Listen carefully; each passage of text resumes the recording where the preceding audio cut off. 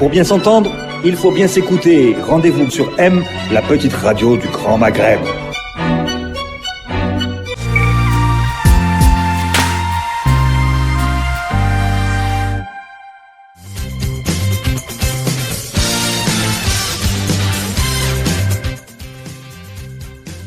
Amis auditeurs, bonjour, le café des experts économiques est de retour une semaine sur deux. Nous nous retrouvons, professeur Mourad Boumeli, Farhat Aitali, bonjour. Bonjour. Ça va? Ça va. Nous avons la bonne nouvelle de recevoir un sponsor sur cette émission. Il se trouve qu'il vient du secteur privé. Alors nous allons parler du secteur privé aujourd'hui. J'espère que nous n'allons pas nous fâcher.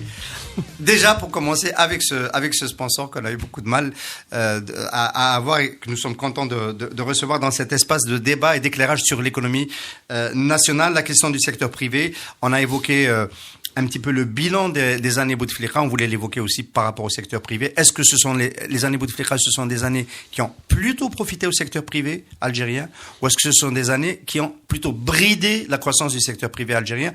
Messieurs, on va laisser le temps à Mourad Boumeli de reprendre son souffle et, pour une fois, déroger à la règle et poser la question directement à Farhat Aitali. Plutôt bridé ou plutôt avantagé? Bon, maintenant, il va falloir aussi discuter de ce que la période Bouteflika a apporté à l'Algérie en matière justement de secteur privé.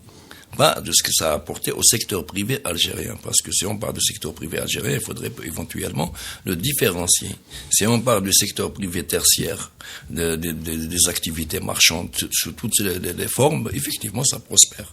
Ça prospère drôlement. D'ailleurs, ça prospère tellement que les réserves de change s'en ressentent.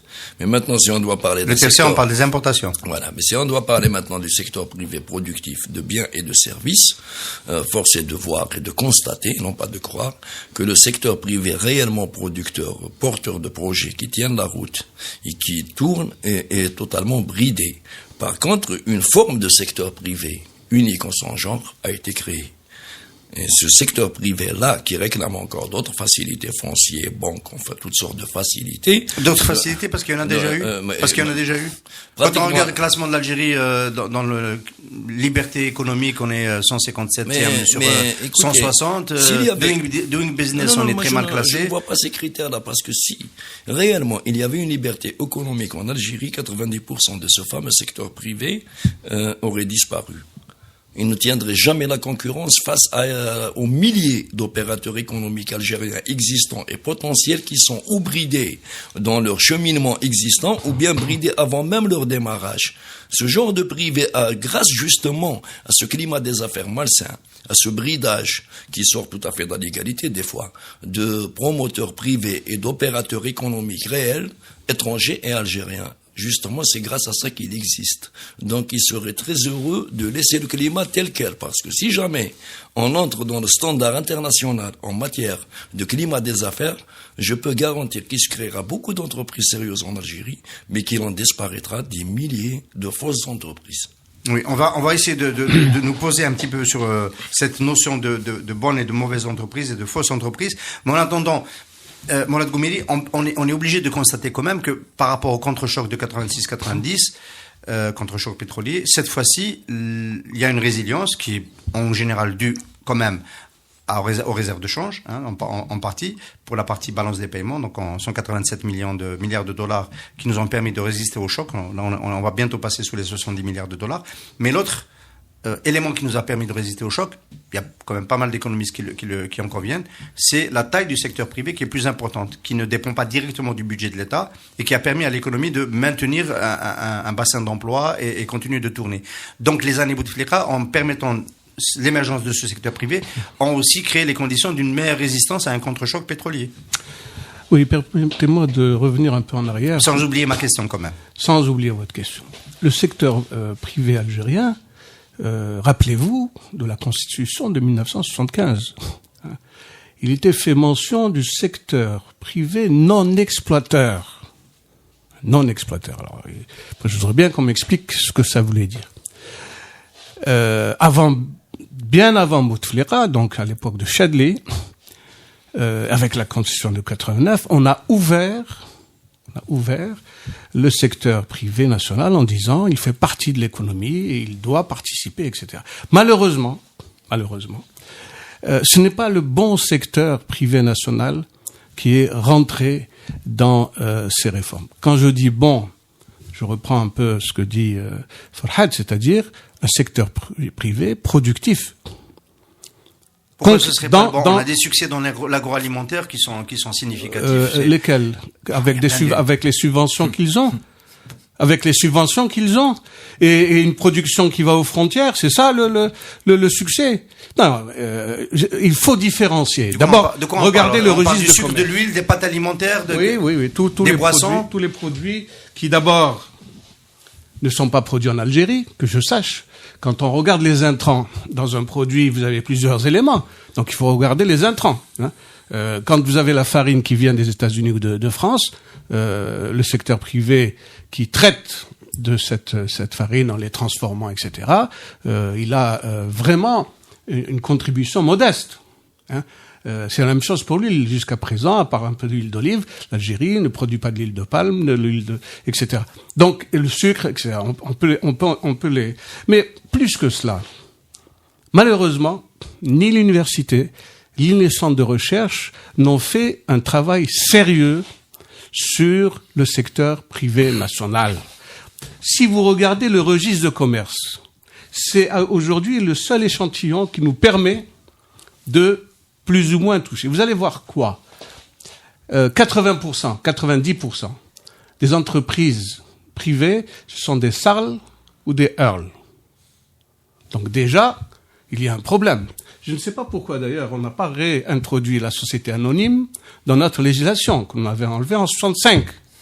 Elle est plus revenue. Je ne sais pas pourquoi. Bon, peut-être c'est une phobie où les gens pensent que anonyme. Elle existe sur le terrain tout à fait anonyme. Elle existe.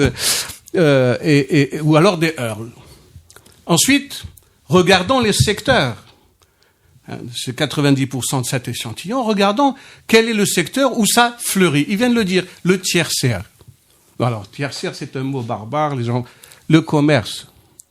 La plupart, ce sont des entreprises de commerce, pour ne pas retenir le mot sale que je n'aime pas, import, ou import transformé, ou des choses comme ça. Le véritable secteur privé industriel, il est très rare. Il est vraiment très rare. Et il subit les contre-coups d'une législation, un certain nombre de décrets. Quand on les lit, on sent qui les a mis en place. Il y a actuellement un corps de législation. La dernière fois, M. Sifi est passé chez vous, il vous a parlé de la loi sur la concurrence. Je ne sais pas si vous vous souvenez, vous étiez avec... Je peux pas ne pas m'en souvenir, il en a parlé même un peu trop longtemps. Mais pour expliquer que c'était une des raisons pour lesquelles il y avait de l'informel. La loi sur la concurrence n'est pas appliquée, ça a permis peut-être à des monopoles privés de se mettre en place. On a changé le monopole public par le monopole privé. Voilà ce qu'on a fait. Et quand, dans des secteurs, parce que la privatisation, ce n'est pas uniquement la cession des actifs publics. La privatisation, c'est également l'ouverture pour le secteur privé d'entrer dans des activités qui leur étaient interdites. Oui. Et nous avons ouvert le secteur bancaire. Rappelez-vous que nous avons ouvert le secteur bancaire. Rappelez-vous qu'il y avait une dizaine de banques privées qui ont été... Vous avez l'air de le regretter. Dans la manière dont ça s'est fait. Enfin, il y a eu l'affaire Khalifa, mais bon... Mais il n'y a pas que l'affaire Khalifa. Ça fait 30 ans, ça fait 25 ans maintenant. Mais il n'y a pas que l'affaire Khalifa. Pourquoi l'affaire Khalifa, c'est le... Donc il faut pas... Alors ça tombe très bien. Je dis pas qu'il faut pas. Très bien. J'ai reçu aussi, pas seulement M. Sifi, mais j'ai reçu aussi le vice-président du FCE cette semaine. On a parlé d'économie, on a parlé de l'université d'été, M. Atsmad, qui rappelait, à juste titre d'ailleurs, que ce secteur restait fermé à l'investissement privé national, ce qui n'est pas normal. Il n'y a pas de banque privée nationale. Ma question... Messieurs, est-ce que vous considérez que c'est normal que des secteurs soient restés fermés pendant toute cette période-là à l'investissement privé? Je peux ajouter l'aviation civile, je peux ajouter la machine dans la marine marchande. Il y a des secteurs qui sont restés fermés. Je ne parle pas du IT, je ne parle pas de la radio, je ne parle pas des médias. Donc, sérieusement, il n'y a pas de secteur privé algérien. Il n'existe pas. Non. Pour la simple raison que quand une administration décide de qui doit faire quoi, comment, avec quoi et avec quel montant et qui prend les crédits. L'exemple des automobiles. Nous avons privatisé l'administration pour publiciser les casses du privé qu'on a soi-même créé. Donc on ne peut même plus parler de secteur public ni de secteur privé. Le secteur public, il a privatisé les actifs, il laissé les passifs. Et le secteur privé, il a été créé par les administrations et les autorités publiques. Quand dans un pays, vous rentrez dans un bureau quelconque pour avoir l'autorisation ou l'interdiction de faire quelque chose, à titre nominatif, c'est monsieur X ou monsieur Y ou la tribu X ou Z, et non pas à titre de respect d'un cahier de charge, d'une loi, d'un texte qui normalement devrait être un automatisme. Et nous avons des incidents de ce genre et des facilités du même genre aussi, tout aussi scandaleux, décidés par le fait du prince. Attendez, il y a quand même dans les dernières années, je vais prendre des secteurs un peu différents, hein. Il y a des expériences qui ne doivent pas tant que ça à l'administration parce que il y a eu À titre d'exemple. Il y a dans l'agroalimentaire, bon, à un moment donné, tout le monde dit Cévital a profité des années. Cévital a profité au début des années de guerre civile où c'était compliqué pour avoir des lignes de crédit que d'autres n'ont pas eu, etc. Mais après, Cévital s'est imposé. Attendez, on va citer d'autres. Dans l'agroalimentaire, moi j'ai visité Amor Ben Ammar. Amor Ben Ammar, il était président de la chambre de commerce en Algérie. Quand on voit son investissement à Guelma, il y a un savoir-faire qui s'est installé de la transformation de la tomate, remontée de la filière des itinéraires techniques, ensuite transférer ce savoir-faire aux pâtes alimentaires. Quand on prend le groupe Hasnaoui à l'ouest, dans le bâtiment, dans la réalisation et dans l'industrialisation des process de production, il y a quand même un minimum d'initiatives industrielles dans des expériences comme ça. Vous venez de citer trois opérateurs économiques, dont un est en but, on bute à des problèmes à la SIMPAC suite à un partenariat foireux, où justement, c'est une privatisation qui a mal tourné. Non, qui a mal tourné parce que j'estime aussi que la partie publique avait beaucoup plus à se reprocher que la partie privée. Vous venez de citer les deux autres. Le plus gros, c'est Cévital. L'histoire de Cévital avec le port de Béjaïa, où un directeur de port prend pratiquement les prérogatives de la douane, de la police, de l'ONDI, de tout le monde. Et sans que personne ne réagisse. Non, ma question c'est, on ne peut pas dire que le privé doit tout à l'administration et qu'il n'y a pas de secteur privé. Doit tout. J'ai dit il y a des expériences qui ont un minimum de mérite. Tu es en train de faire tourner ce que je veux dire. Il y a un privé qui doit à l'administration, qui doit au pouvoir, quelle que soit la dénomination de ce pouvoir. C'est une tentative de le faire disparaître. Un privé qui doit son ralentissement, qui doit même pratiquement tous ses déboires à cet état-là. Et un autre privé qui a été créé de toutes pièces et qui disparaîtra justement avec cette vision des choses. Il disparaît le lendemain. Alors quand on veut faire tourner une économie avec des oukas qui viennent pratiquement de centres de décision occultes, et aux intérêts tout aussi occultes, on ne peut pas parler d'économie. On ne peut parler ni de privé, ni de public, ni de producteur, ni de rien. Alors je vous pose la question autrement, messieurs. Est-ce que c'est pas le propre de tous les régimes autoritaires, semi-autoritaires, d'avoir leurs propres oligarques et d'avantager leurs propres amis en affaires? Est-ce qu'on a tendance un peu à nous auto-fouetter et à considérer que c'est un phénomène algérien? Donc, au Maroc, on sait qu'il y a des secteurs d'affaires. Si on n'a pas la main levée du palais, il est impossible d'y entrer. En Tunisie, ça a été le cas avec Ben Ali. Heureusement qu'il y a la révolution qui a redistribué les caves. Vous en connaissez, vous, au Maroc, qui disparaissent le lendemain? Les gens qui ont été créés par Ben Ali en Tunisie, enfin créés entre guillemets, parce que Ben Ali, la technique, c'était tout simple. On passe à 10% avec les beaux-frères et ça marche. Quelle que soit l'origine, ceci dit, quand le Ben Ali est tombé, c'est pas toute l'industrie tunisienne qui a disparu dans son sillage. Et Ben Ali, à ma connaissance aussi, n'a détruit aucun préexistant. Quand il est arrivé, le gars à Bourguiba, il les a pas détruits parce qu'il ne rentrait pas dans son moule. Le roi du Maroc, c'est le palais. D'ailleurs, c'est un royaume. Et ce n'est pas un droit, parce que vous voulez le propre de tous les régimes autoritaires. Déjà, le propre de tous les régimes autoritaires, légitimement, c'est de disparaître au XXIe siècle. Oui. La moindre des choses, Yannick. Oui. Donc, je vais pas quand même leur donner un droit légitime. Voilà. En plus d'une existence qui elle-même est douteuse. Yannick, dans un siècle où une jeunesse. Mais quand même. Ma question, on va comparer avec les pays pétroliers, Poutine en Russie et tout ça. Voilà, c'est un peu normal d'aider les copains, non? C'est à condition que ça développe le pays. Est-ce que on a dit que c'était pas normal? Est-ce qu'on a dit que c'était pas normal? Moi, chaque fois que il y avait des textes qui redistribuaient, comme tu dis, je disais 20% donnés aux copains, mais le reste. 20% des marchés. On parle de marché, là. Des avantages, des marchés. Attendez, qu'on s'entende bien, hein. Non, on parle des marchés. Mais il n'y a pas que les marchés. Dans la corruption, moi, je ne parle pas de la corruption. Je deviens un moine guerrier, là. Je ne parle pas de la corruption. Je ne parle pas de la corruption. Je dis simplement, par exemple, je ne sais pas, on est sollicité pour faire entrer quelqu'un dans la fonction publique ou dans un emploi.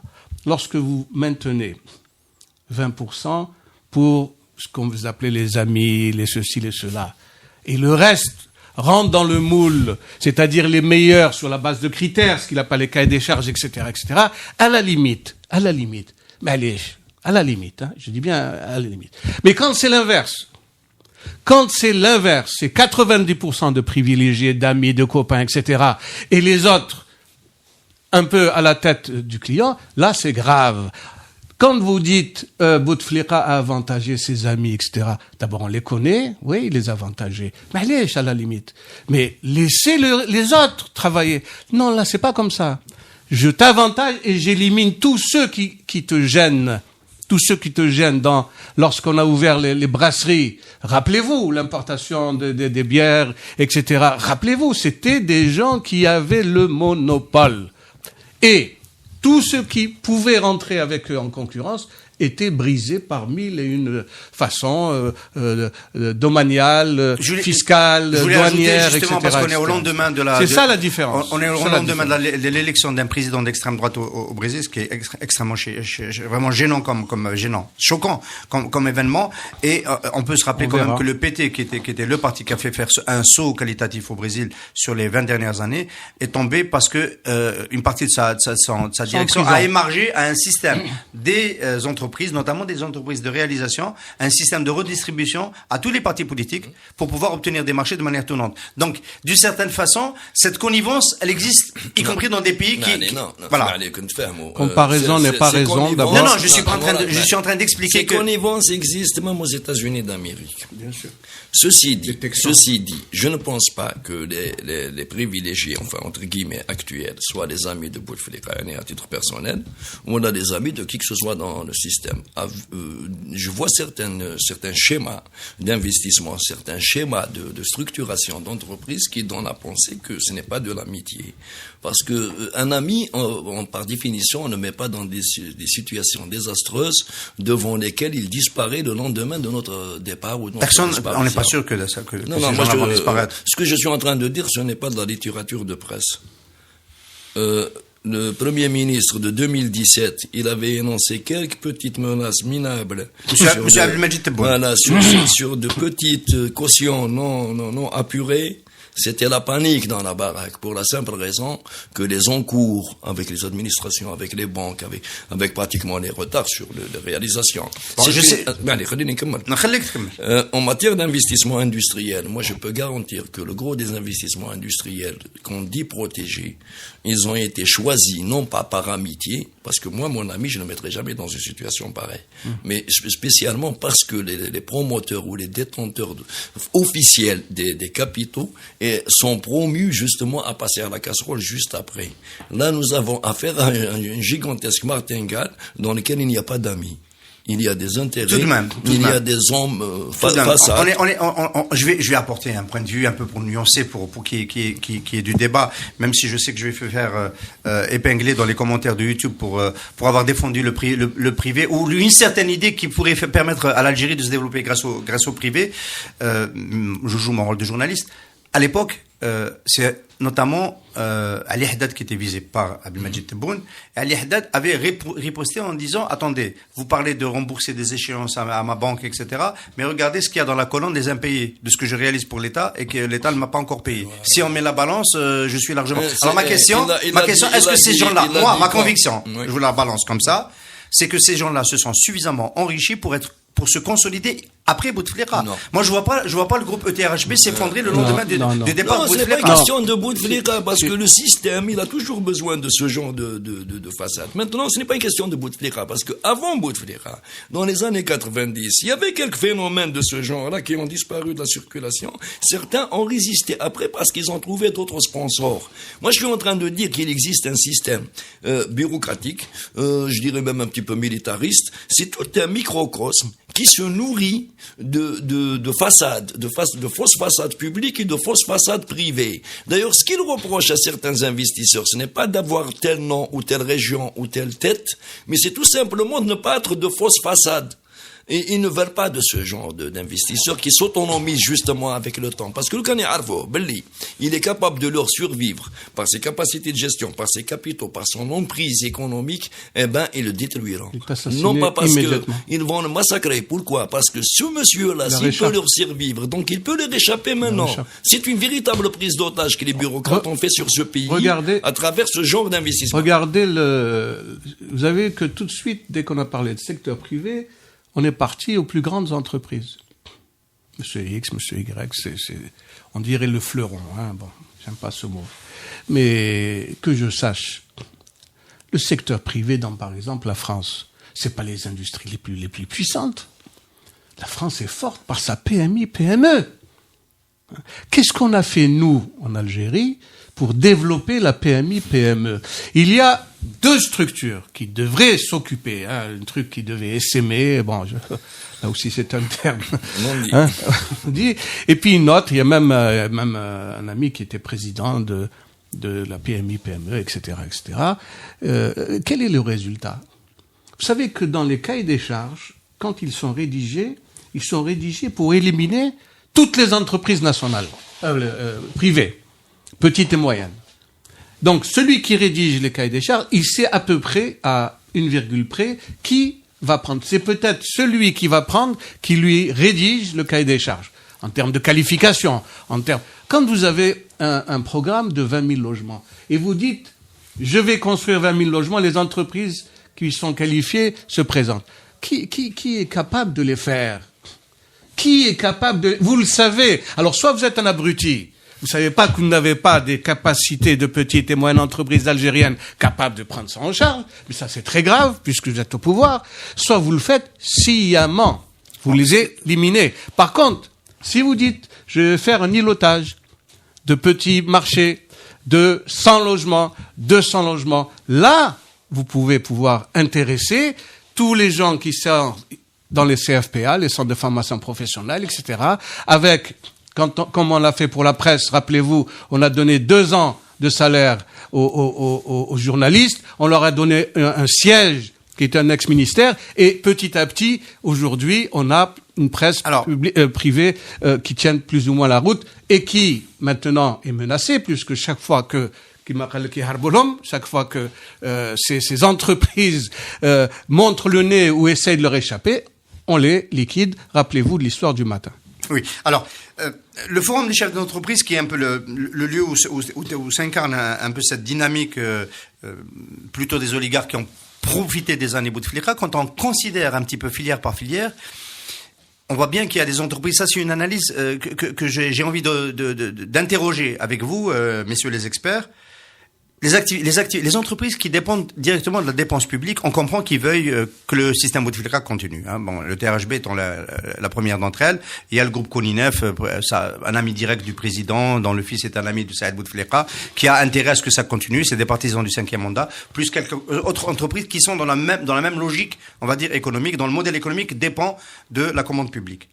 Mais on a plein d'entreprises qui sont sur le marché de la concurrence et qui pourraient, un peu comme les groupes qui sont pas dans la FCE, parce qu'il y en a quand même qui sont pas dans la FCE, qui n'ont pas intérêt réellement, qui ont plutôt intérêt à ce que l'économie soit performante, à ce que le doing business soit plus performant, à ce que l'investissement soit plus facile, etc. Et on sait que ces choses-là ne sont pas en train d'arriver.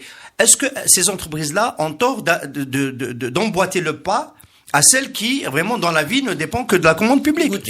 Écoutez, soyons sérieux, parce qu'il y a des entreprises qui ne dépendent pas de la commande publique, mais qui dépendent d'un certain climat de discrétionnaire qui leur permet d'accéder à certains investissements qui n'en sont pas et qui sont interdits à d'autres. Je vais vous dire à titre d'exemple, vous avez 4 ou 5 entreprises qui ont 3 milliards de dollars de chiffre d'affaires annuel sur pratiquement 2 milliards de dollars d'importation annuelle. En hors taxe, ils ne payent même pas l'IRG. Rien, zéro, walou, nada, la classe de walou, marqué par la hête. Un qui m'a dit, il ne dépend pas de la commande publique. Il est en train de faire des trous dans les réserves de change. change. Et quand un autre Algérien se présente même avec ses propres capitaux pour faire la même chose, c'est nous qui décidons de qui doit avoir accès à ce gâteau ou non. Et en plus, on prétend que ce n'est pas un gâteau, on prétend que c'est la construction d'un pays, alors que ça se voit que c'est un gâteau. Maintenant, ce n'est pas une question de Bouteflika de notre. L'administration algérienne, telle qu'elle a été formatée depuis son départ, j'ai dit que c'était une mixture de Beylika ottoman et d'administration coloniale. رايحه مخلطه بين هذيك تاع 58 هذوك لي بتي فاكماس تاع لا بروموسيون لاكوست والخوجان تاع الباي. Donc quand on fait une mixture de tout ça, le bonhomme dès qu'on lui donne un poste يكروا كزير تاع بويو. Il commence à décider قدور يترفع فلان نشومرو le résultat on est là البلاد كامله. Et je voudrais ajouter peut-être une chose. Vous avez parlé du secteur privé et du FCE. Mais c'était incroyable. Avant le FCE, et même jusqu'à présent, vous savez combien il y avait de patronats privés? Il y en avait 7. Moi, j'en ai construit 2. Et puis un jour, la CAP, la CNPA, le ceci, le cela, bon, qui plus ou moins activés. Je me rappelle, on avait travaillé avec eux sur un certain nombre de dossiers, les prix, et ceci et cela, l'emploi, etc. Et puis un beau jour, on a créé... Le FCE n'est pas un syndicat, est-ce que vous le savez? Ils sont en train de devenir un syndicat. Mais trop les, ils sont en train. Non, ils ont déposé. Ils activent depuis 5 ans comme patronat. Ou trop les, ils sont en train. Non, ils ont demandé. Mais Hassan, Qadi, moi je vous dis ce qui se passe. Vous me dites ils vendent. Ils ont déposé. Mais ils travaillent depuis 5 ans. Ils ont déposé le ministère de la, le ministère. Ils ont déposé. Mais ça fait 5 ans. Comment c'est pas? Ils ont déposé. C'est hors la loi. Vous êtes une association, monsieur. Vous êtes une association. Hamiani, quand il était... Je vais vous dire, je vous rappelle, je suis mon rôle de journaliste. Attendez. Le vice-président du FCE ici, c'est vraiment un débat secondaire. Non, c'est pas un débat secondaire. Je vais vous dire pourquoi c'est un débat secondaire. Je vais vous dire pourquoi c'est un débat secondaire. Ils sont passés de 250 membres au moment où Ali Haddad est arrivé à aujourd'hui, ils revendiquent 11 000 membres. Et ils disent que le débat... Je rapporte. Je rapporte. Non, l'UTICA, je rapporte. Il serait aujourd'hui 11 000 membres. Et le débat qui faisait que c'était une association élitiste, force de proposition, qui ne voulait pas être un syndicat, le débat a changé. Pourquoi? Parce que l'enracinement dans les régions, je continue de citer Monsieur Abdesmad, l'enracinement dans les régions pour faire face au Wali, à la chambre de commerce à côté, etc., nécessite qu'on soit un syndicat. Donc le débat, ça s'est renversé et maintenant ils veulent être un syndicat. Ils ont déposé. Monsieur Abdesmad, dont vous parlez, c'est un genou qui vient d'atterrir. Moi, je vous parle d'il y a 20 ans en arrière. Les syndicats patronaux ne sont pas nés aujourd'hui. Ils ne sont pas nés avec le FCE.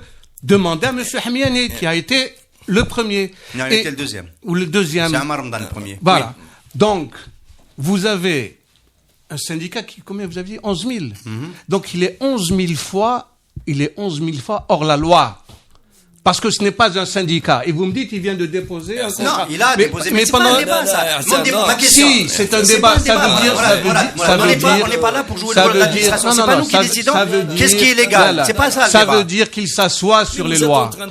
Il s'assoit. Tu es en train de créer un syndicat.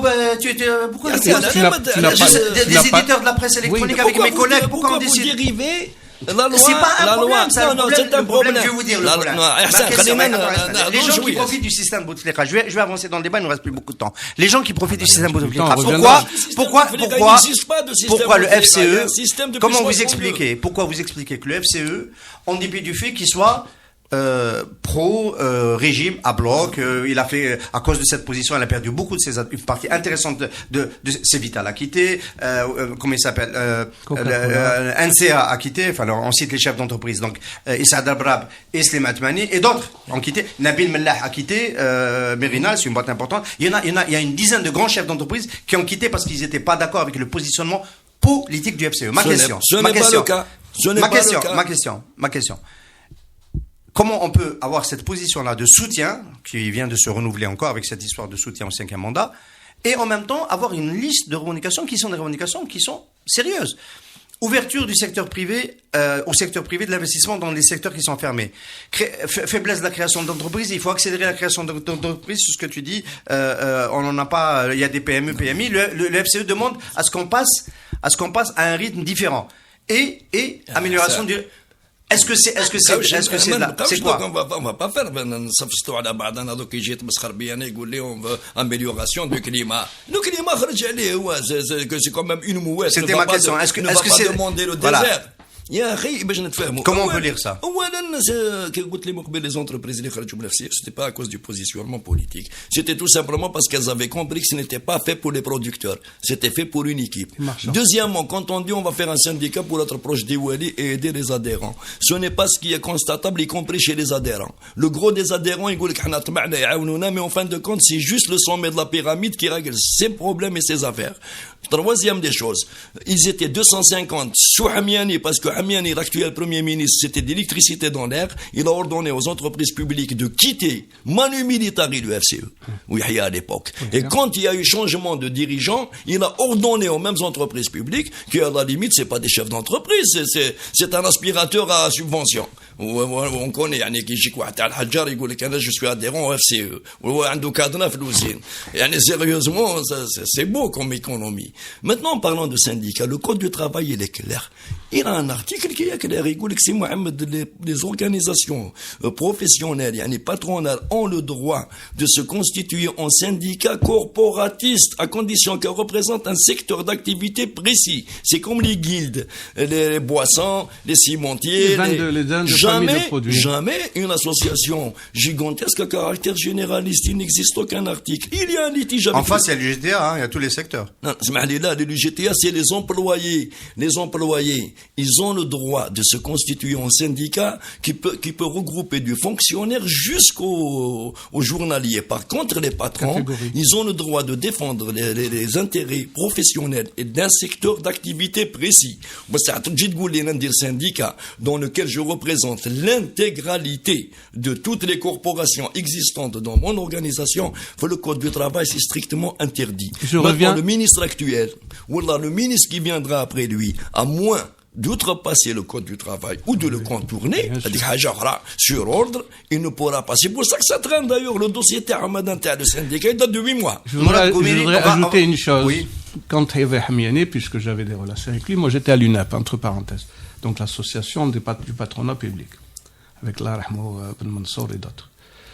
Il a fait un petit fascicule assez intéressant que j'ai toujours sur l'ensemble des décisions qu'il fallait prendre pour, disons, permettre au secteur privé de faire de l'emploi, de faire des produits, etc., etc. Il y a 80 ou 100 propositions. Hein. Si vous reprenez ce fascicule-là, il y a des choses intéressantes. Bon, il y a des choses que j'ai rejetées, comme les privatisations du secteur bancaire, non pas par l'ouverture des secteurs bancaires, par la privatisation des banques publiques. Et il en a failli avoir une privatisation des banques publiques. C'est la veille. Hein, j'avais été... Non, c'est le suprême qui a sauvé entre guillemets, la privatisation du CPR, mais c'est pas le sujet. Non, c'est pas ça. Bah, j'étais présent, donc quelque chose que j'ai géré.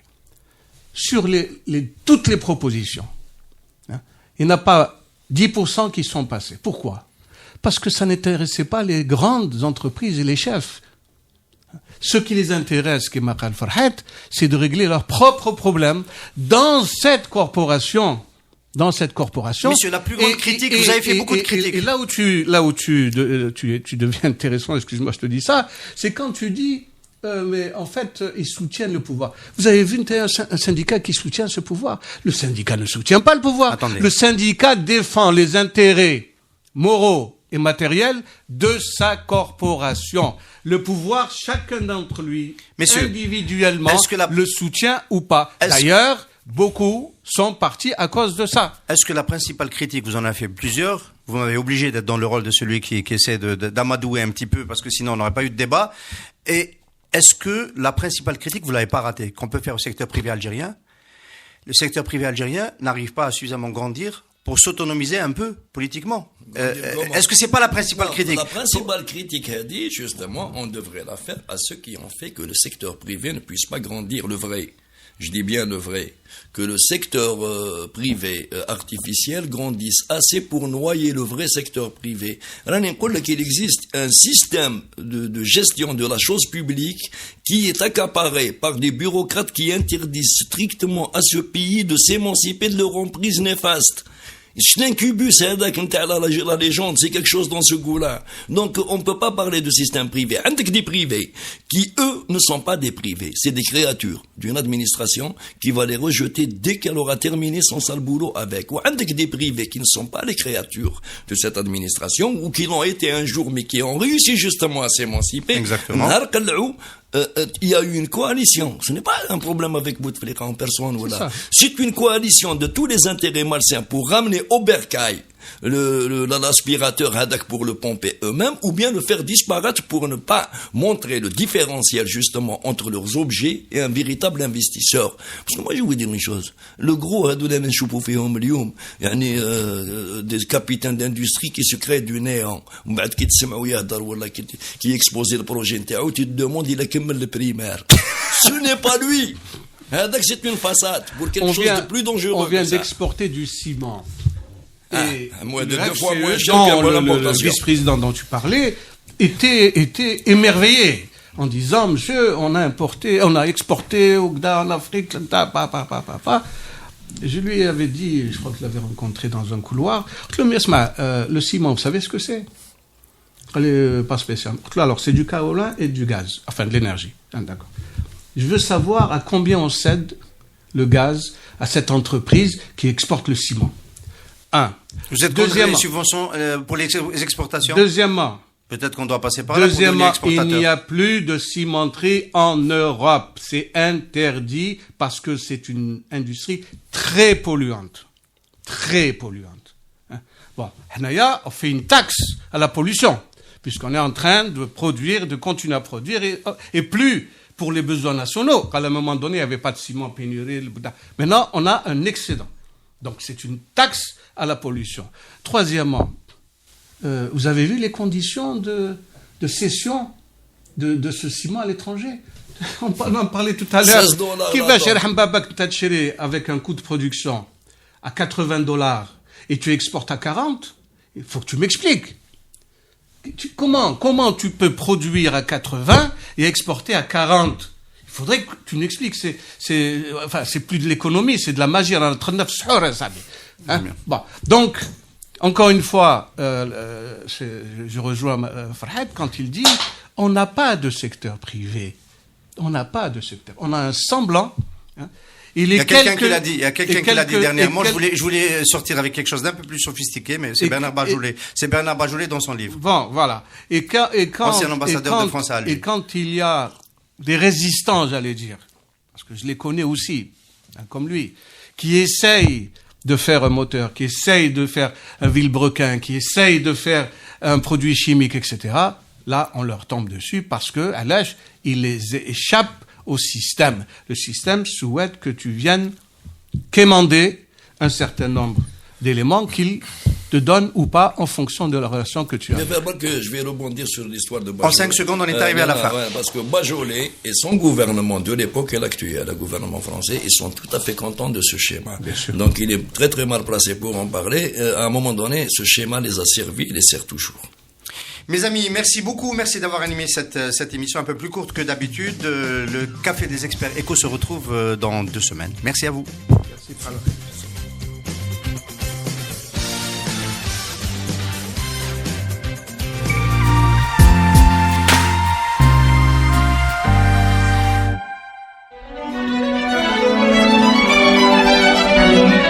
Pour bien s'entendre, il faut bien s'écouter. Rendez-vous sur M, la petite radio du Grand Maghreb.